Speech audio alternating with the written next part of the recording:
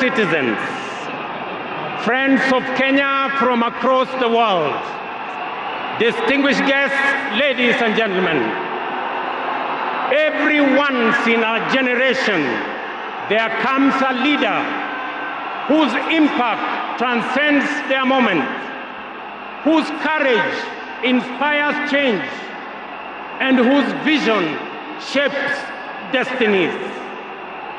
My brother, Raila Amolo Odinga, was one such leader. Across space and time, there are few exceptional persons who, when summoned by the call of history, rise to meet the challenges and opportunities of their time with indomitable vigor, with absolute conviction, and with unwavering valor. The Right Honorable Raila Amolo Odinga, Ward Mary, Ward Nyar Alego, Agwambo, Tinga, Jacom, Enigma, Ward Ping, Baba, the man in whose honor we gather here today belongs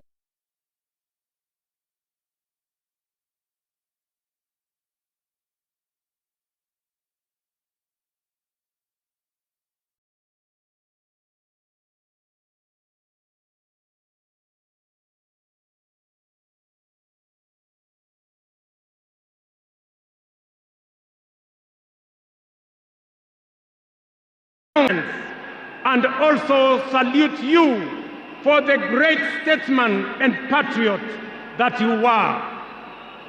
To Mama Ida and your children, Rosemary, Raila Jr., and Winnie, as well as the larger Odinga family, led by our elder brother, Senator Dr. Oburu Odinga, please accept the nation's most heartfelt condolences on this immense loss. Kenya stands with you in this moment of sorrow. We share in your inexpressible grief, but we also share in your pride for your husband, your father, your brother, and your kin, who belonged not only to you, but also to us. Thank you for sharing him so generously with us as families and as a nation. Amolo may no longer walk with us, but his spirit lives within every Kenyan and every African.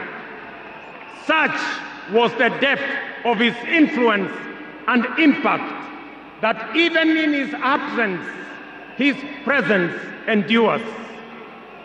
Fellow citizens, we gather here today not just to mourn the passing on of Baba, but celebrate his purpose, his vision, and his ideals. He walked among us as a man, but he also charged among us as a movement for change, a movement for justice, and a movement for inclusivity, and a movement for a greater and better Kenya. Allow me, fellow citizens, at this solemn moment to also speak as an ordinary Kenyan, a father, a brother, and a fellow traveler in the journey of our nation's history. I have come a very long way with Baba. When I stood by him with the other Pentagon members at a defining moment in his and our nation's history, I neither knew that one day we would find ourselves on opposite sides, nor could I have imagined that years later he would stand by me, this time to steady the nation and to help anchor my leadership, culminating in the birth of the broad-based government. To you, Baba, I owe you, and I am truly and eternally grateful that our paths crossed and that we shared this journey together. We have been both collaborators and competitors, friends and rivals, but always patriotic Kenyans, united by a dream greater than ourselves, a dream bigger than any partisan divide, a dream of a united motherland called Kenya. As I have reflected on Raila's legacy following his passing, I have entertained no doubt in my mind that history will judge him fairly and kindly, because whenever the nation needed him to rise above self, he always did unreservedly. Whenever Kenya needed reason, he became the voice of reason courageously. And whenever the country needed a hand of reconciliation, he offered it without hesitation. Perhaps one of the greatest lessons he taught us was this: in the noble task of statecraft and nation building, there is room for all of us, competitors and collaborators, rivals and allies, bound together by one higher purpose, the greater good of our republic. Fellow citizens, those who worked closely with the Honorable Raila Amolo Odinga know that he was irrevocably stubborn in his vision for a just, prosperous, and united Kenya, a nation where opportunity belonged to all and justice favors none. In Tinga, Kenya found a reformer, a moral compass, a reconciler. He proved that progress demands both courage and patience, that we must be stubborn on the vision, but agile on the details, adjusting our means, our plans, and our strategies, but never compromising our mission. The gentleman we are bidding farewell today gave more to this country than most will ever. He endured years of imprisonment, exile, and political struggle for not the privilege of power, but for the principle of service. He bore the scars of his struggles with dignity and calm poise, and turned pain and suffering into purpose. Jacom was also at home in the humblest of homes and at ease on the grandest of global stages. His heart belonged to the people. He shared in their pain, rejoiced in their victories, and never lost faith in the people's goodness. Fellow monarchs, one of the Honorable Raila Odinga's favorite songs was Jamaica, Farewell by Harry Belafonte, a melody of longing and gentle sorrow. He often broke into a dance and with a big smile sang, "Round the Bay of Mexico, where the sun shines daily on the mountaintop. Down the way where the nights are gay and the sun shines daily on the mountaintop.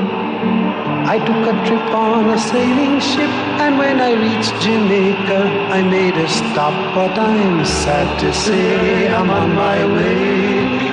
Won't be back for many a day. My heart is down, my head is turning around. I had to leave a little girl in Kingston town." Thank you very much.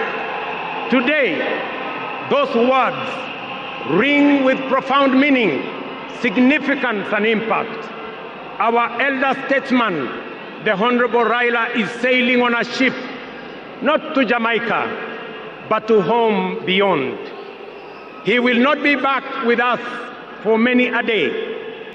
He leaves behind many little girls and boys, not in Kingstown, but here in Nairobi, in Kisumu, in Mandera, in Vihiga, in Mombasa, in Kakamega, in Wajir, and in every village and valley across our land. Baba has finished his race. He has kept the faith. He has served his people and humanity.